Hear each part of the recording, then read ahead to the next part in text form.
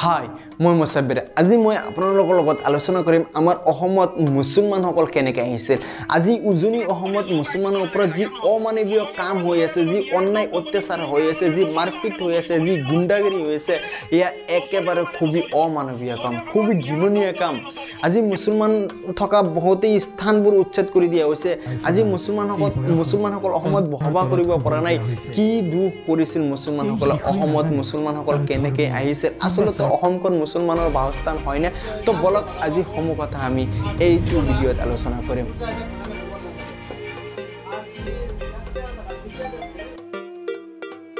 মুছলমানসকল অসমত কেইবাটাও থাপত আহিছিল কেইবাটাও ষ্টেপত আহিছিল এতিয়া চাওক প্ৰথমতে মুছলমানসকল আহিছিল আমাৰ অসমত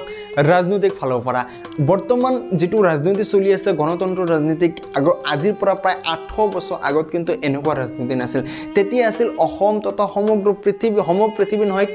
কেইবাটা বিশেষকৈ কেইবাটা দেশ বাদ দিয়া আৰু বাকি সব দেশতে ৰাজতন্ত্ৰ চলিছিল চাওক মৰমৰ বন্ধু বান্ধৱীসকল তো মই ভাৰত তথা অসমৰ ইতিহাসৰ পৰা সৰু চাই এটা টকা আপোনালোকৰ ওচৰত থাঙি ধৰিম আপোনালোকে ভিডিঅ'টো ভালদৰে চাব কিবালো অসমৰ বিষয়ে জ্ঞান আহৰণ কৰিব পাৰিব চাওক ইয়াত মোক বহুতে কমেন্ট কৰিব তুমি ইতিহাস নাজানা এতিয়া 5 মিনিট ভিডিঅ'ত 5 মিনিট মান ভিডিঅ'ত মই অসম তথা ভাৰতৰ ইতিহাস সম্পৰ্কে কৈ শেষ কৰিব নোৱাৰি গতিকে আপোনালোকে কৃপা কৰি দয়া কৰি বেয়া কমেন্ট নকৰিব আৰু যদি আপোনালোকৰ ভিডিঅ'টো ভাল লাগে তেতিয়াহ'লে ভিডিঅ'টো শেয়াৰ কৰিব এতিয়া চাওক আমাৰ অসমত ৰাজনৈতিক ফালৰ পৰা যেতিয়া অসমত মুছলমানসকল আহিছিল তেতিয়া ৰাজতন্ত্ৰ হিচাপে আহিছিল কাৰণ আমাৰ অসমত তেতিয়া বহুতো খনিজ সম্পদ কৃষিৰ ফালে সব দিশৰ ফালে আমাৰ অসমখন বহুত উন্নত আছিল উন্নত বুলি ক'লে এনেকুৱা উন্নত নহয় যে আজি যেনেকুৱা আধুনিকভাৱে উন্নত হৈছে তেনেকুৱা নহয় যেতিয়া প্ৰাকৃতিক সম্পদৰ ভৰল আছিল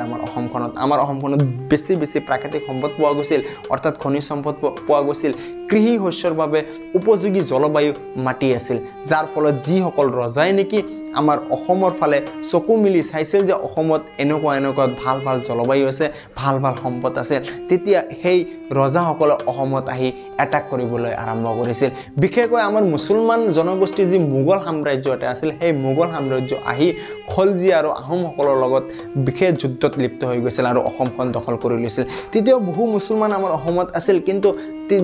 ইয়াৰ পিছত যেতিয়া নেকি অসমৰ পৰা মোগলসকলক যুদ্ধৰ পৰাজয় কৰি আতৰাই দিয়া হৈছিল কিন্তু সেই অসমত থকা স্থায়ী মুছলমানসকল যোৱা নাছিল যিসকল মুছলমান আছিল সেইসকল মুছলমান যোৱা নাছিল জাস্ট অনলি ৰজাগৰীয়া মানুহসকলেহে গৈছিল আৰু সৈন্য বাহিনীসকলে গৈছিল এই আছিল প্ৰথম ধাপ যেটো নেকি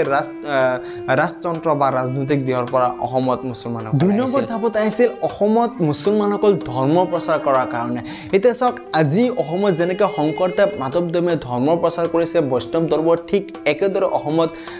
আজান ফকীৰ নামৰ এজন ইছলামিক ব্যক্তি আহি অসমত ধৰ্ম প্ৰচাৰ কৰিছিল তো আজান ফকীৰ অসমত কেনেকৈ আহিছিল ইয়াৰ বিষয়ে ক'বলৈ গ'লে ভিডিঅ'টো ডাঙৰ হৈ যাব তো মই ভিডিঅ'টো যিমান পাৰো শৰ্টকাট কৰি আছো চাওক আৰব দেশৰ পৰা বিশেষকৈ ইৰানৰ পৰা যেতিয়া আজান ফকীৰ আহি আমাৰ অসমত ইছলাম ধৰ্ম প্ৰচাৰ কৰিবলৈ আৰম্ভ কৰিছিল তেতিয়াও কিন্তু অসমত থকা বিভিন্ন জনগোষ্ঠী মানুহ ইছলাম ধৰ্ম গ্ৰহণ কৰি আজান ফকীৰৰ লগত একলগ হৈ গৈছিল আৰু সেই আজান ফকীৰ যদিও অসমত থাকি মৰিছিল বা অসমৰ পৰা গুচি গৈছিল কিন্তু সেই ইছলাম ধৰ্ম গ্ৰহণ কৰা মুছলমানসকল কিন্তু অসমৰ পৰা গুচি যোৱা নাছিল সেই মুছলমানসকল অসমত ইছলাম ধৰ্ম হিচাপে বসতি স্থাপন কৰিবলৈ ধৰিছিল আৰু এনেকৈ অসমত মুছলমানসকল দিনক দিনে সংখ্যাটো বাঢ়িবলৈ আৰম্ভ কৰিছিল এতিয়া তৃতীয় ষ্টেপত আহিছিল মুছলমানসকল ব্যৱসায় বাণিজ্য কৰিবৰ কাৰণে আজিৰ বাংলাদেশ অৰ্থাৎ কলকাতা বংগ আৰু বাংলাদেশৰ পৰা বহুতো মানুহ আমাৰ অসমত ব্যৱসায় বাণিজ্য কৰিবলৈ আহিছিল কাৰণ মই আপোনালোকক আগতে কৈছোঁ যে আমাৰ অসমত বহুত পৰিমাণে খনিজ সম্পদ আৰু কৃষি শস্য কৰাৰ বাবে বহুত এটা ভাল জলবায়ু আছিল যাৰ কাৰণে অসমত বহু মানুহ আহি ব্যৱসায় বাণিজ্য কৰিছিল আৰু লাভৱান হৈছিল যেতিয়া এনেকৈ লাভৱান হৈছিল তেতিয়া সিহঁতে অসমত সেটেল হৈ গৈছিল আৰু অসমতে বিয়া বাৰু কৰি অসমতে থাকিবলৈ আৰম্ভ কৰিছিল অসমৰ পৰা যোৱা নাছিল এতিয়া তাৰ পিছত ষ্টেপত ধাপত আহিছিল যে আমাৰ অসমত যেতিয়া ব্ৰিটিছসকল আজি প্ৰায় 200 বছৰ আগত যেতিয়া ব্ৰিটিছসকলে আমাৰ অসমত আহিছিল তেতিয়া ব্ৰিটিছসকল আহি আমাৰ অসমত যি সম্পত্তি খনিজ সম্পদ কৃষি সম্পদৰ প্ৰতি যি লোভ লালহ লাগি গৈছিল সেই লোভ লালহ দেখি ব্ৰিটিছসকল আহি সেই অসমৰ মোগল আহোম সবকে পৰাজয় কৰি ব্ৰিটিছসকলে ৰাজত্ব কৰিবলৈ আৰম্ভ কৰিছিল ৰাজত্ব কৰি সেই সময়ত যেতিয়া ব্ৰিটিছসকলে ৰাজত্ব কৰিছিল তেতিয়া অসমত বহুতো শ্ৰমিকৰ অভাৱ আছিল অসমত কৰ্ম কৰিবৰ বাবে কৃষি কৰিবলৈ বাবে ব্যৱসায় বাণিজ্য ইণ্ডাষ্ট্ৰীত খটাবৰ বাবে বহুতো শ্ৰমিকৰ অভাৱ আছিল তেতিয়া কি কৰিছিল হে ব্ৰিটিছসকলে বাংলাদেশৰ পৰা বহুতো আজিৰ বাংলাদেশ তেতিয়া বাংলাদেশ আছিল বাৰু আজিৰ বাংলাদেশৰ পৰা বহুতো মানুহ অসমলৈ প্ৰব্ৰজন ঘটাইছিল বহুতো মানুহ আনিছিল আনি পিনে এই অসমত ব্যৱসায় বাণিজ্য তথা কৃষি কাৰ্যত লিপ্ত কৰাইছিল যদিও ব্ৰিটিছসকলে পিছত অসমৰ মানুহে বা ভাৰতৰ মানুহে বিভিন্ন ধৰণৰ আন্দোলন কৰি ব্ৰিটিছসকলক খেদি পঠিয়াইছিল কিন্তু সেই মুছলমানসকল কিন্তু অসমৰ পৰা গুচি যোৱা নাছিল সেই মুছলমানসকলক তেতিয়া অসমত বসতি স্থাপন কৰিবলৈ আৰম্ভ কৰিছিল আৰু এনেকৈ মুছলমানৰ সংখ্যাটো ডাঙৰ এটা সংখ্যা হৈ গ'ল আজি অসমত 40% মুছলমান হৈ গ'ল এতিয়া সব সেইসমূহ দুখ আজি এনেকৈ যে মুছলমানসকল আহিছিল সেই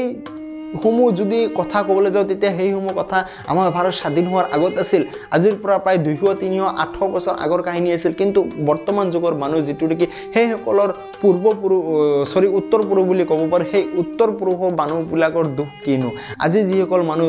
বহুত কষ্ট নিজৰ পৰিশ্ৰমৰ পইচা দি ঘৰ বাৰীঘৰ বনাইছে সেই ঘৰ বাৰীঘৰ জেচিবিৰে যেতিয়া বলডোজাৰ বাৰী ভাঙি দিছে তেতিয়াহ'লে আপোনালোকৰ মনত অলপ কষ্ট লগা নাই নেকি আজি উজনি অসমত যি সংগঠনৰ জৰিয়তে মিয়া মুছলমানৰ ওপৰত যি অত্যাচাৰ কৰি আছে তেতিয়া আপোনালোকৰ অলপ কষ্ট হোৱা নাই নেকি কাৰণ আপোনালোকৰ নিজৰটো অলপ বিবেক বুদ্ধি আছে যিসকল সঁচাকৈ বাংলাদেশী এতিয়া আপোনালোকে ক'ব বাংলাদেশক আমি নেখেদি কি কৰিম যিসকল সঁচাকৈ বাংলাদেশী সেইসকলক খেদি পঠাওক কাৰণ সেইসকলক খেদি পঠোৱাৰ কাৰণে আমাৰ দেশত এটা আইন আছে আইনৰ সহযোগিতাত সেইসকল ব্যক্তিক আমাৰ অসমৰ পৰা খেদি পঠাওক যিসকলৰ ডকুমেণ্ট নাই ভাৰত তথা অসমৰ যিসকলৰ ডকুমেণ্ট নাই যিসকল প্ৰকৃত বাংলাদেশী সেইসকলক আইনৰ যোগেদি সেইসমূহ দেশৰ লগত আলোচনা কৰি যি দেশৰ পৰা আহিছিল সেই দেশত পঠাই দিয়ক যদি সেই দেশৰ পৰা নলয় তেতিয়াহ'লে আপোনালোকে বেলেগ বিধি ব্যৱস্থা লওক কিন্তু যিসকল স্বদেশী মানুহ যিসকল অসমত বসতি স্থাপন কৰি আছে আজিৰ পৰা প্ৰায় 400-800 বছৰ আগৰ পৰা সেইসকল মানুহক আপোনালোকে খেদিব নোৱাৰে যিসকল মানুহৰ নৈতিক ডকুমেণ্ট আছে আমাৰ ভাৰতৰ প্ৰমাণ পত্ৰ আছে ভাৰতৰ নাগৰিক হয় সেইসকল ব্যক্তিক আপোনালোকে খেদিব নোৱাৰে আপোনালোকে দিনে দিনে আপোনালোকে শিক্ষিত হৈছে সবে শিক্ষিতৰ হাৰটো আমাৰ অসমত বাঢ়িছে তেতিয়াহ'লে আমাৰ অসমত এনেকুৱা কিছুমান ভোট বেংকৰ আহাত কিছুমান ৰাজনৈতিক নেতাৰ কথাৰ ভাৱত পৰি আপোনালোকে এনেকৈ অসমত অশান্তিময় এটা পৰিৱেশ সৃষ্টি নকৰিবা কাৰণ চাওক আজি অসমত মুছলমান মানুহ বহুতো আছে যদি কিবা এটা অশান্তিময় পৰিৱেশ সৃষ্টি হৈ যায় তেতিয়াহ'লে অসমখন ধ্বংস হৈ যাব তো আপোনালোকৰ ওচৰত মই কৰজোৰে অনুৰোধ কৰিছোঁ আপোনালোকে অসমখনক সোণৰ অসম কৰি তোলক অসমৰ পৰা এই হিংসা সাম্প্ৰতিক যি এটা বৰ্তমান চলি আছে সেই বস্তুটো আপোনালোকে অসমৰ পৰা ত্যাগ কৰি দিয়ক অসমৰ পৰা খেদি পঠিয়াই দিয়ক নহ'লে কিন্তু এটা বহুত মানে এটা বেয়া পৰিস্থিতিলৈ অসমখন গতি কৰিছে আপোনালোকে অলপমান কল্পনা কৰকচোন যে আজি যদি বাংলাদেশ পাকিস্তান যদি ভাগ নহ'লে হয় তেতিয়াহ'লে আমাৰ ভাৰতখন কিমান এটা পপুলাৰ ৰাষ্ট্ৰ হৈ গ'লে হয় আমাৰ ভাৰতখন সৈন্য বাহিনীৰ দিশে কওক মাটিকালিৰ দিশত কওক জনসংখ্যাৰ দিশত কওক জিডিপিৰ দিশত কওক সব দিশতে আমাৰ ভাৰতখন উন্নত হৈ গ'লে হয় ঠিক একেদৰে আজি যদি আপোনালোকে যি হিংসাত্মক এটা ঘটনা সৃষ্টি কৰি আছে সেই ঘটনাৰ ফলত যদি মুছলমানসকলক যদি আপোনালোকে মাৰপিট কৰি কিবা মাৰি পেলাই বা খেদি পঠিয়াই দিয়ে